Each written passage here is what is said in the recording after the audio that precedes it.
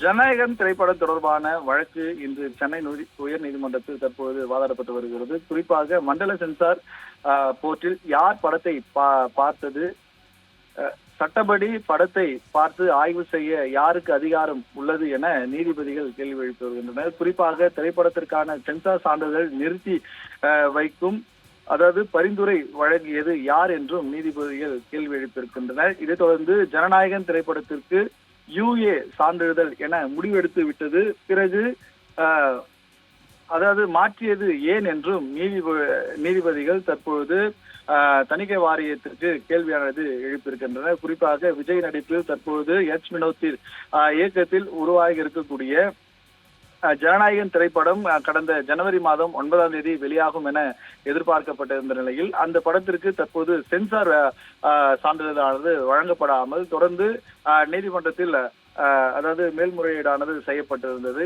இந்த தொடர்பாக இன்றைய தினம் இந்த ஜனநாயகன் திரைப்படத்திற்கு சென்சார் வழங்குவது தொடர்பான விசாரணையானது வந்த நிலையில் தற்போது நீதிபதிகள் தணிக்கை வாரியத்திற்கு சரமரியாக கேள்வியானது எழுப்பி வருகின்றனர். குறிப்பாக ஜனநாயகன் திரைப்படத்திற்கு UA சான்றிதழ் என முடிவெடுத்து பிறகு மாற்றியது ஏன் என்றும் வாரியத்திற்கு தற்போது நீதிபதிகள் கேள்வியானது எழுப்பியிருக்கின்றனர். மும்பை தணிக்கை வாரியம் சான்றிதழ்களை நிறுத்தி வைக்க கூறியதாக தணிக்கை வாரியம் உயர்நீதிமன்றத்தில் பதிலானது அளித்திருக்கிறது. இதைத் தொடர்ந்து புகாரின் அடிப்படையில் ஜனநாயகன் திரைப்படத்திற்கான UA சான்றிதழ் நிறுத்தி வைக்கப்பட்டதாகவும் தற்போது தணிக்கை வாரியம் சார்பாக நீதிமன்றத்தில் பதிலானது தெரிவிக்கப்பட்டிருக்கிறது. ஜனநாயகன் வழக்கில் தணிக்கை வாரியம் பதிலளிக்க அவகாசம் வழங்காமல் தனி நீதிபதி ஒரே நாளில் முடிவு எடுத்தது எனவும் தலைமை நீதிபதி தெரிவித்திருக்கிறார். இதைத் தொடர்ந்து ஜனநாயகன் வழக்கில் சான்றிதழ் வழங்குவது குறித்து வாரியம் தலைவர் இறுதி முடிவை இன்னும் எடுக்கவில்லை எனவும் தணிக்கை வாரியம் சார்பாக நீதிமன்றத்தில் பதிலளிக்கப்பட்டிருக்கிறது. குறிப்பாக 72 நிமிடங்களை